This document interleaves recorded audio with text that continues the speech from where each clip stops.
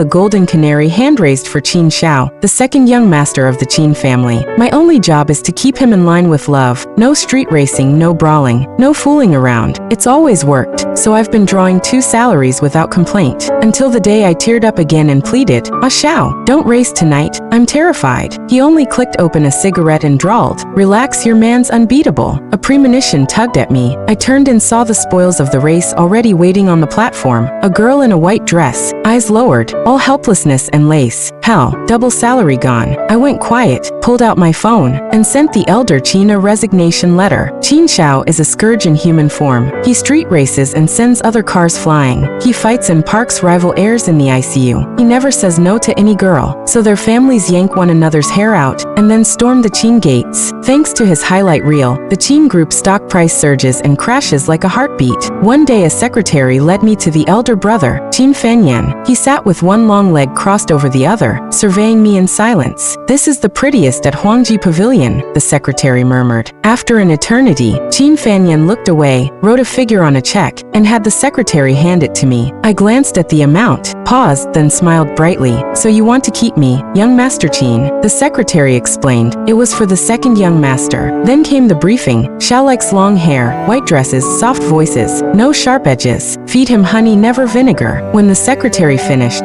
Qin Fanyan finally spoke, voice flat, "You'll receive this every month, wired to your account." He never doubted I'd agree. I pinched the check, flashed him my sweetest smile, and said, "Deal I never could say no." Later, I was delivered to Qin Shao. The third time he rescued me, he looked down amused. "Little sister, fate keeps throwing us together." I lowered my lashes and whispered, "So I keep troubling you." He clicked his tongue, hooking a finger under a strand of my hair. "Looking too good isn't always lucky. Why is someone always picking on you?" Night wind lifted the hem of my white dress and teased my obedient hair. My eyes reddened.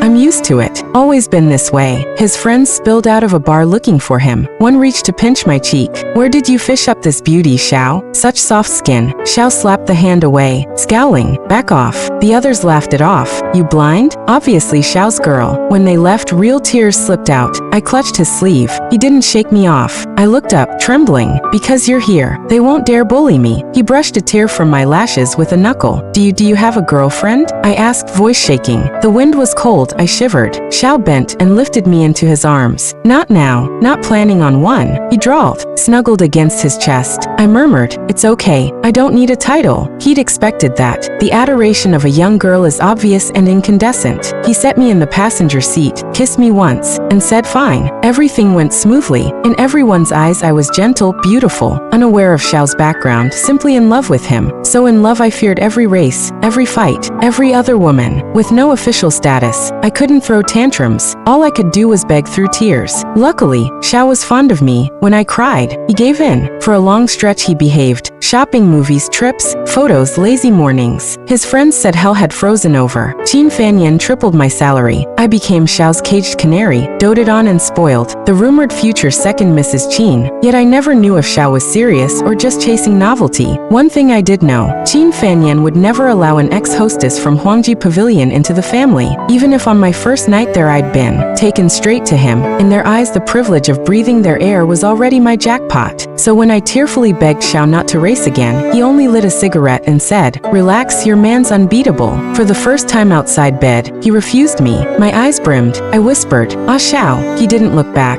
flicked the cigarette away, and walked toward the black sports car he hadn't touched in a year. The crowd whistled. The prodigal was back. Then I saw her, the new prize, a girl in white, pushed onto the platform, eyes downcast, fragile. My heart sank. A rich young lady glanced at me, inspecting her nails. "You were sick a few days ago, weren't here? That girl's a hostess. Some punks were hassling her, so Shao saved her." I processed that in 10 seconds. No, Qin Fanyan wouldn't build a second canary this sloppily. Besides, the girl looked scared but stubborn, no practiced softness. I sighed, gazed skyward, and let tears pool, pure reflex. Yet I did feel something. My 2 salaries were evaporating. The young lady sneered, "Know your place. This was always coming." I pulled out my phone and Googled how to write a sincere resignation letter that still squeezes severance. After all, I'd worked so hard. Shao won the race, the other driver crashed. Ambulances screamed. The crowd panicked. No one dared blame Shao, so they vented on the girl. "If young master you dies, you're finished." She shrank back, trembling. Xiao stepped between them, cold, impressive, blaming her. I watched, then walked over and slipped off the jacket Xiao had draped on me earlier, settling it on the girl's shoulders.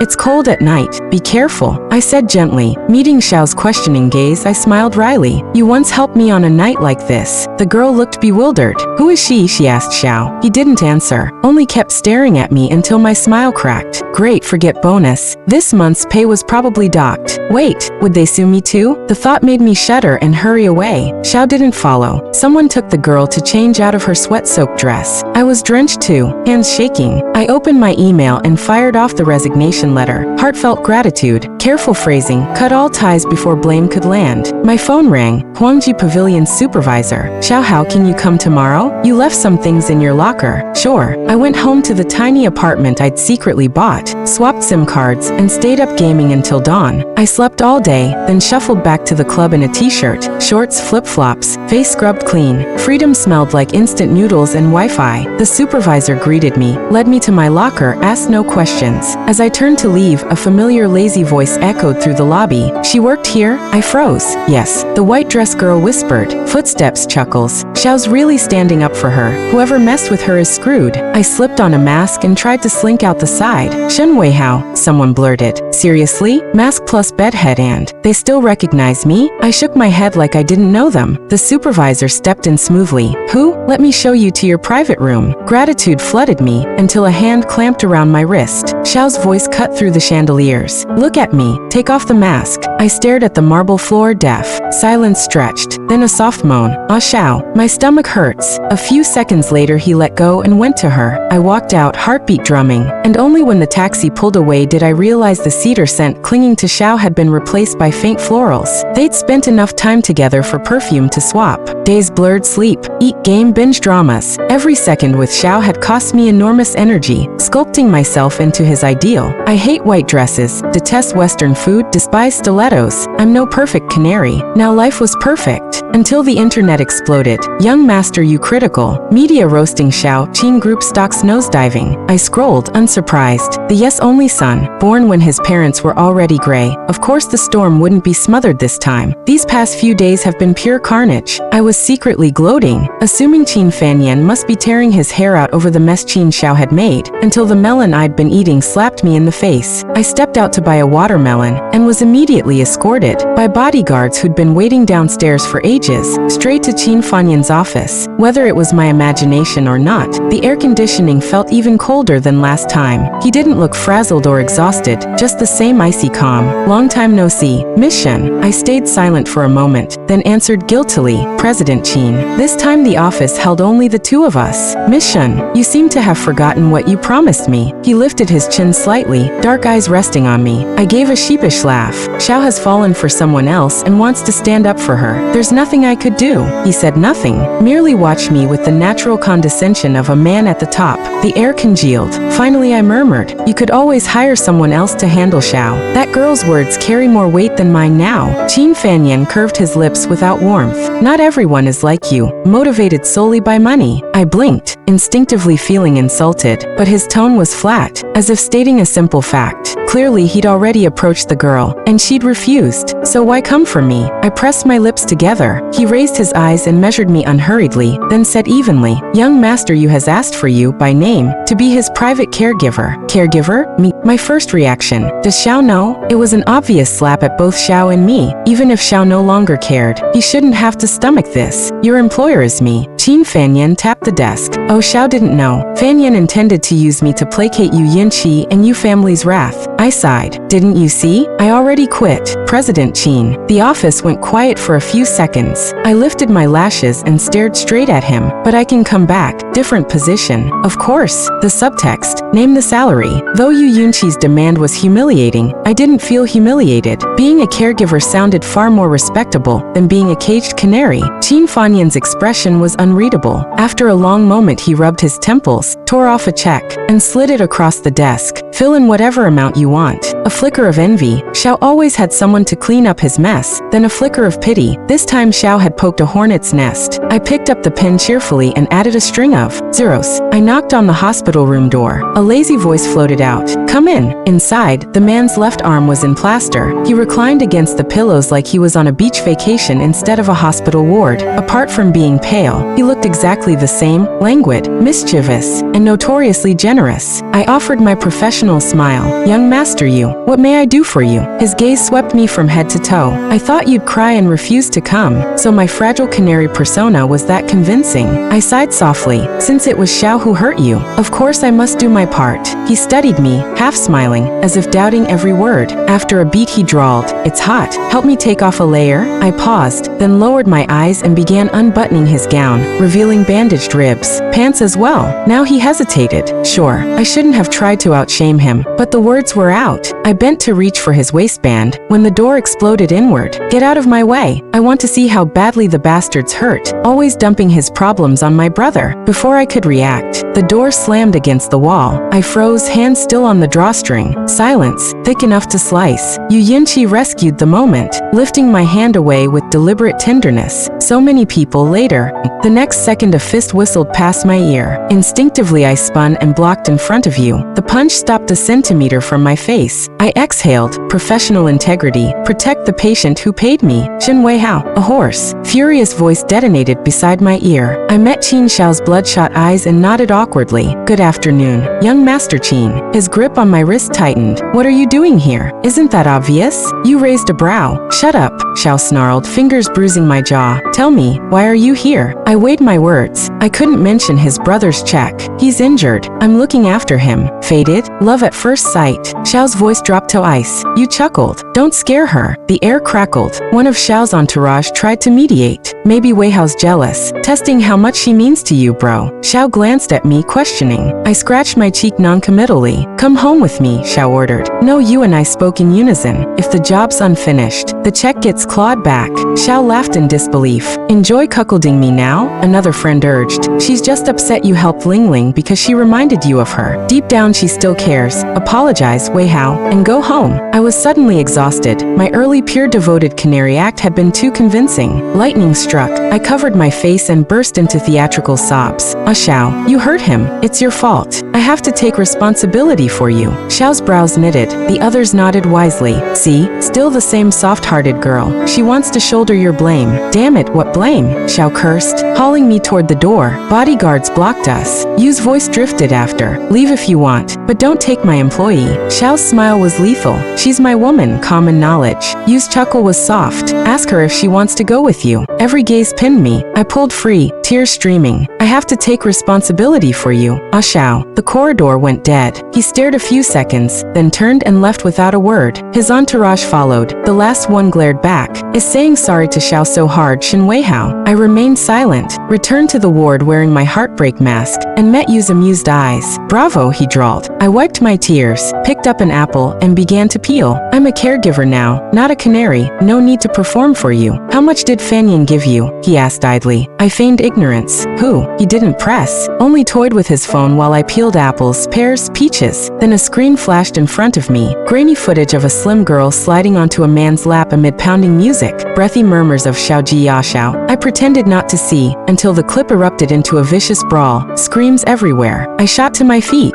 Shao's fighting at Huangji Pavilion. I dumped the knife and bolted. In the washroom, I mumbled, ducking into a corner and calling Qin Fanyan. President Qin, Shao's brawling at Huangji. Looks bad. A pause. Understood. He hung up. 5 seconds later my account pinged. 50,000 yuan. Satisfied. I sauntered back. I thought you didn't care, you remarked. Money smells good, I chirped, peeling lychees. I want to watch the fun, he announced. Not advisable. What if Shao hurts you? I couldn't outstubborn my paycheck. Wheelchair in tow. I navigated Huangji's corridors and parked him outside Shao's private room. I'd memorized every painting on every door during training. Here we are. I coughed. I'll wait in the lobby. Then a shrill voice tore through the door. What did I say wrong? Xin Weihao is just a hostess. goddess, yet you treat her like some pure white lotus. I froze, stepping back instinctively. She's the star of Huangji, slept with half the city. The door slammed open. A gust of alcohol-laden air hit me. Shao stood there, eyes dark and stormy. Didn't expect you to deliver yourself. My spine iced. He seized my nape. Tell me, did she lie? An assistant rushed up, thrusting a stack of papers at Shao. The photos, my employee file the day I joined Huangji, drifted to the floor like snow. So all of it was your scheme? His voice was flat, the pressure crushing. I simply nodded. Silence. Explain. Cool. Terrifying. Explain what? It's exactly as you see, except the plot was Qin Fanyan's, not mine. After months of acting, I was tired. I stood quietly for a minute. Yes, everything is real, down to the last cent. Jiang Lingling tottered out, tears streaking. You heard? She used you for money. He glanced to her kindly. Right. I've earned enough. Since you want the role, it's yours now. Shen Weihao. Qin Shao ground out through clenched teeth. I ignored him, bent down a little, and murmured beside Yu Yunqi's ear. Have you seen enough drama, young master? Can we go now? Yu Yunqi left. Fine. He tilted his head slightly, as if kindly reminding Qin Shao. I hear your brother's planning to ship you abroad. If you'd rather stay, maybe keep a low profile. My pupils shrank. This was pure provocation. Afraid another fight would break out, I shoved his wheelchair and sprinted for the exit, legs almost sparking against the floor. Why provoke him? I scolded. You're a cripple right now. One punch and you're done. Qin Shao's fuse is microscopic. If he pounds you, I'll be in the crossfire from both sides. The smile on Yu Yunqi's lips froze. Cripple, he echoed. I tapped the plaster on his left arm. Forget Qin Shao. I could slap you twice and you couldn't fight back. You raced with Qin Shao for Jiang Lingling's sake and landed yourself here. They seem to have broken up. Perfect chance for you to swoop in. I added suddenly. I risked my neck for Jiang Lingling. Yu Yunqi paused. Stop repeating me. You'd better move fast. If they make up, you'll miss your window. He glanced at me, bored in his chair. Look at me. How exactly do I move? Play the pity card. Say you need her help. Then I can retire with honors. He gave a short laugh. You think everyone likes the poor me routine? Poor and pitiful is fine. Loving someone means treating him like a stray puppy. Pity him, spoil him. So you think Qin Shao's a puppy? He asked, half curious. I was speechless. Puppy. That word and Qin Shao belonged in different universes. More like a demon king. Pity him? Ha, who's going to pity me? The one who had to clock in every day? I didn't answer, and he didn't press. Life beside Yu Yunqi was far easier than beside Qin Shao. Daily duties, small talk. When visitors came, I could sneak to the cafe for coffee, until Qin Fanyan rang. You're still with Yu Yunqi? Nope, I said, stuffing cake into my mouth. I'm in the cafe. I'll bring him dessert later. No slacking. A cold chuckle came through the phone. He can still eat dessert? Appetite's great. Recovery on track.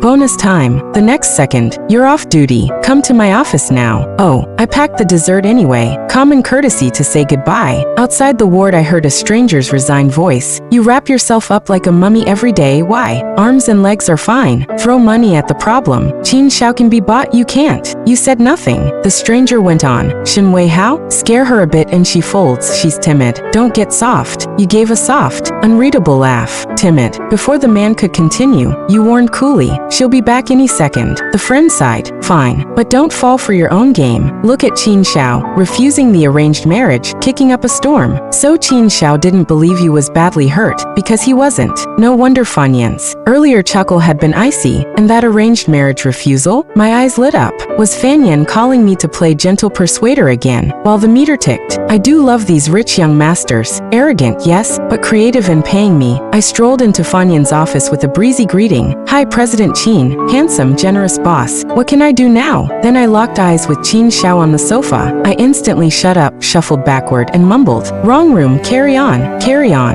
As I turned, Qin Shao's icy voice cut through. You never loved me. I froze. No instructions from Fanyan. I shot him a pleading look. Say something. Fanyan sipped coffee calmly. Shao snatched the cup and smashed it. Shards sliced his hand, scarlet dripping to the floor. You planted her next to me. What am I? A pawn. Fanyan dabbed his fingers with a napkin. Didn't you enjoy it? Shao twisted to me, rage seething. Enjoy? Everything was fake. Concern, sweet talk, worship, love, all lies. His fists unclenched slowly. A bitter smile hooked his lips. No wonder she never threw a tantrum. How do you get angry at someone you don't care about? Enough, Fanyan said, wiping his hands. silence. You know the truth. Accept the marriage alliance. Don't make our parents worry. So you want me to marry? Shao asked, eyes on me. I glanced at Fan Yan, rubbed my nose. Sounds good. At Xiao's darkening gaze I backpedaled. Or not. Jiang Lingling would be heartbroken. The temperature plummeted again. Why are they so hard to please? Cold brother, fiery brother, tortured me. I asked, irritated, do you still need me at Yuyan Cheese? No, Fan Yan replied. I exhaled in relief. Then bridges burned, roads parted. Goodbye, gentlemen. As the door was inches from closing, Xiao's hoarse voice cracked. Don't go. I lifted my gaze. Through the shrinking gap his eyes locked on mine. Don't go, Shen Weihao. The door clicked shut. News travels fast in these circles. Everyone soon knew I'd deceived Qin Shao. Messages flooded in, even from the young lady who once mocked me. Didn't think you had the guts. Leave the country, lay low. Need cash. Generous. But I had enough and no plans to flee. My days became eat, drink, invest. Back when Fan Yan forced Xiao to attend finance lectures, I'd sweet-talk Xiao into going. He spent half the time asleep,